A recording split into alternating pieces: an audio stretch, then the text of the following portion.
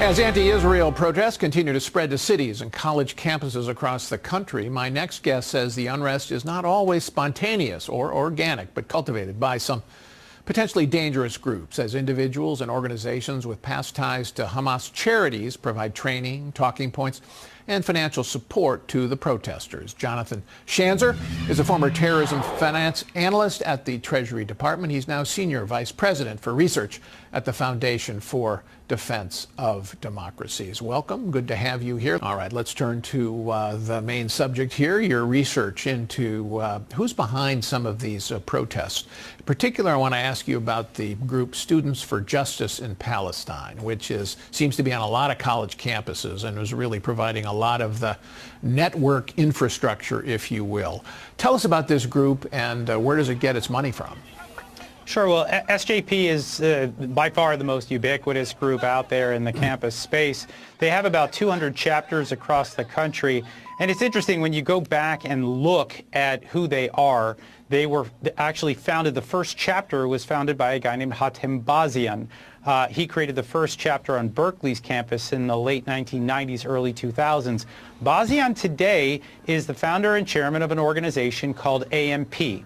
American Muslims for Palestine. That's based here in Falls Church, Virginia. And this is a group that we can now see on campus in multiple places.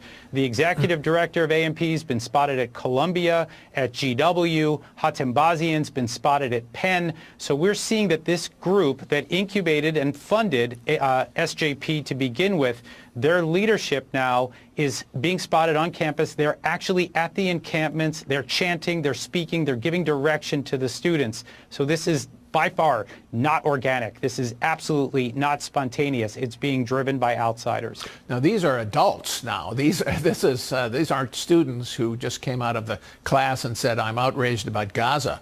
Then where is AMP getting its money from, and also SJP? Well, you know, SJP doesn't need a lot of money. And we can see actually that this is not an expensive endeavor. They need some pizza, they need some tents. I don't think that any of these encampments require a lot. So that's SJP. AMP is actually it's a corporate not-for-profit, or it's not a C3. Let's just put it that way. They have a C3 that is the fiscal sponsor. That's based in Chicago. It's called Americans for Justice in Palestine. To put it mildly, this is a convoluted money trail, and I think it was designed to be that way so that we wouldn't be able to know exactly who was driving this chaos. Have you been able to find out who's been doing it in your research? I mean, when you were inside the government, is that something you guys looked at?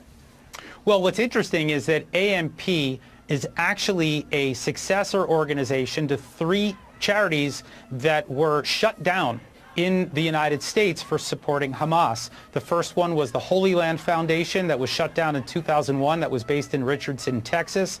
A successor organization to that was called Kind Hearts. That was shut down by the Treasury in 2006. It was based in Toledo. And then there was one other one in Chicago called Islamic Association for Palestine that was sued successfully by the family of a young man named David Boehm, who was killed by Hamas. And they got $156 million in damages. And so IAP shut down.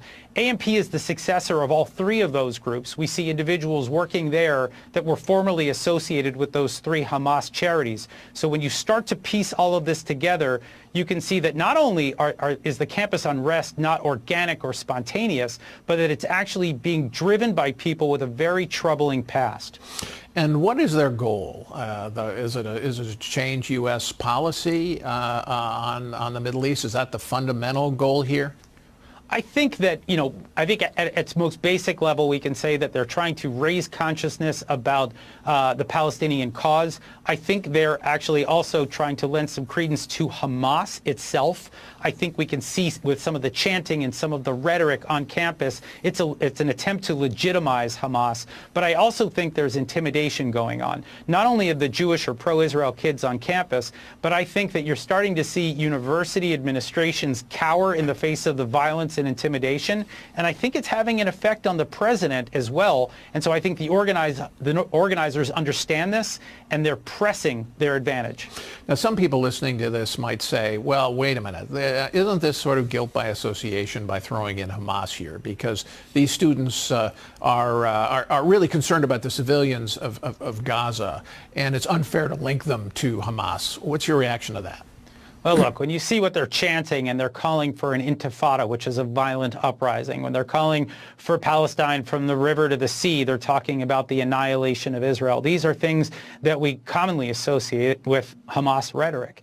And so, and then when you start to piece together who's helping to drive the protests and who's, providing some of that guidance behind the scenes, you begin to see just a much more troubling picture. We obviously can't see all of it, but there are fact patterns here that I think at this point are just impossible to ignore.